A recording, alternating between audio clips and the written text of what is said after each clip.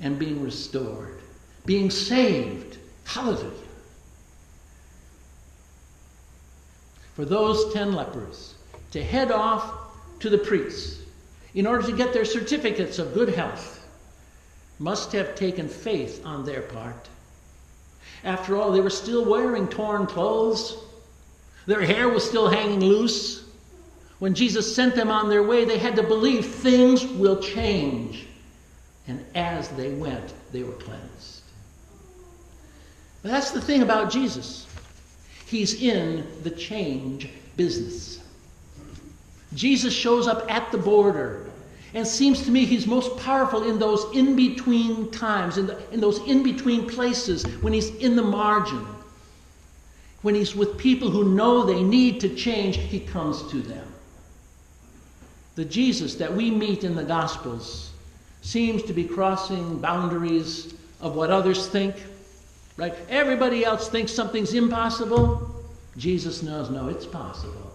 It's possible for the one who believes. It's possible for the one who has faith. It's possible for you if you hope, if you are willing to show mercy.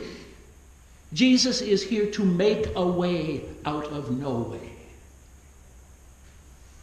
In our private lives, we may not be facing any literal borders, any physical boundaries, but our body politic has sure put up some walls.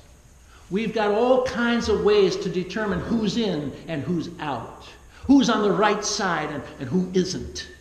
I mean, try being black in white America.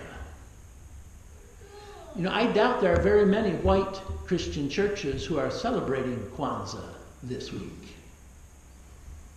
We're crossing a boundary, friends, thanks to Reverend Ginny Titus. Try being a woman in a man's world.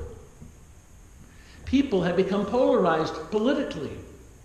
Those folks who watch Fox News don't want to mix it up with MSNBC or CNN viewers, or vice versa. We want Americans here and immigrants there. We want impeachment supporters here and folks who brush it off as nothing much over there. The Democrats here, Republicans there, each one holding their own rally for their own followers with no efforts toward bipartisanship. No compromise allowed, no thank you. Not in our country. We don't want to mix things up. We want things in their proper places. You put the black and the white, the rich and the poor, us and them. You know the drill. I'm not making it up. We want people either in Samaria or in Galilee. You're either one or you're the other. You're not passing along between things. Many people are uncomfortable with thinking inclusively, that is, allowing both and. They prefer the either or. They prefer the us and the them. They prefer exclusion. They don't like that marginal stuff. Or the in-between places. They don't want to move out of their comfort zone. They don't really want to try something new. I get that. I get it. We're inundated with it. But if Jesus is our role model, we've got to get used to it and find ourselves comfortable being purple, not blue or red.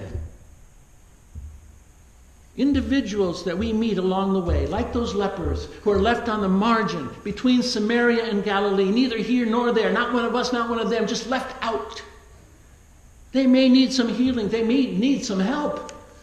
And some people we meet along the way need some acceptance, or some need some encouragement. And we can give it to them.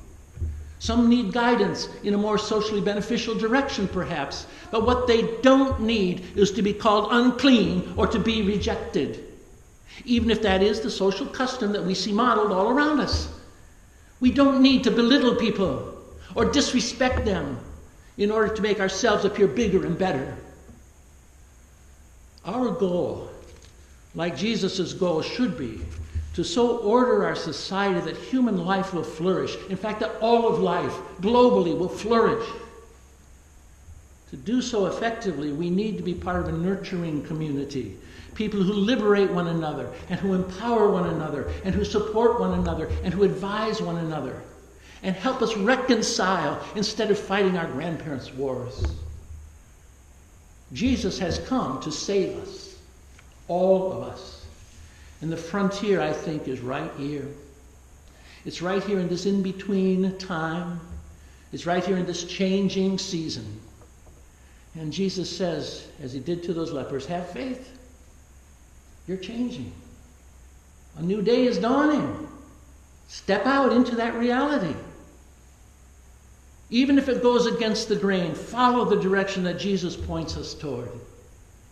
Take the road that's less traveled by. Follow the sound of that distant drum. Make the new year a more godly blessing for everyone. And may God bless you in this new year. Amen.